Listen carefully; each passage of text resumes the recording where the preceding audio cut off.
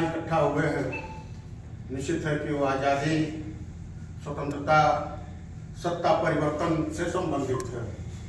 हमने जितना भी पढ़ा है, देखा है, और चाहे वो अंग्रेजों का शासन काल रहा हो, चाहे वो आज़ादी की लड़ाई रही हो, स्वतंत्रता की जो संग्राम रहा हो, या फिर जो आज का परिवेश है, हमने ये उसमें पाया कि भारत कभी गुलाम था ही नहीं। और ये नैरेटिव हम लोगों के दिमाग में सेट कर दिया गया कि हम अंग्रेजों के गुलाम थे, उनसे हमें आज़ादी मिली, स्वतंत्र हुए, केवल सत्ता उनके हाथ में थी। मैं आपसे एक चीज ये पूछना चाहता हूं, आज अगर सत्ता भाजपा के हाथ में है तो क्या हम भाजपा के गुलाम हो गए? आज अगर सत्ता कांग्रेस या किसी और पार्टी के अगर पास है तो क्या हम उनके गुलाम हो गए? नहीं। यही चीज अंग्रेजों के साथ में था कि वो एक व्यापारी बन के आए और यहाँ पे पूरी दुकान पे ही कब्जा उन्होंने कर लिया और उसके बाद सबको प्रताड़ित करने लगे। नतीजा ये हुआ कि सबके अंदर एक आक्रोश आया कि उनसे किसी भी प्रकार से सत्ता हम लोग हथियार लें। वही उसी आक्रोश का ये देन था कि जितने भी हमारे शहीद हुए हैं, जिनको कहते हैं कि आज़ादी की लड़ाई में शहीद हुए हैं, ऐसी बात नहीं थी, वो अंग्रेजों को भगाने में अपना योगदान दिए हैं।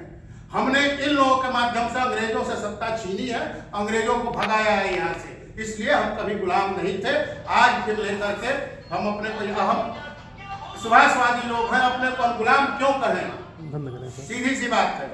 और उन अंग्रेजों से सत्ता हासिल करने में हमारे गांधी जी के साथ भी जितने भी लोग अपना योगदान दिए, कोई अहिंसा से, कोई हिंसा से, कोई किसी प्रकार से उन्होंने अपना योगदान दिया।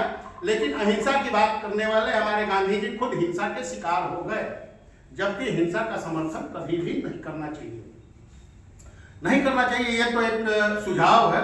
लेकिन जो अहिंसा की बात करते हुए खुद हिंसा का शिकार हो गया और जिनके बदौलत आज हम यहाँ खड़े होकर के अपने हिसाब से अपनी हम सरकार चुन सकते हैं, अपने प्रतिनिधि वहाँ बैठा सकते हैं, या और लोगों का नेतृत्व कर सकते हैं, लोगों का मार्गदर्शन कर सकते हैं, आज इन्हीं की बदौलत आज हम यहाँ खड़े हुए हैं।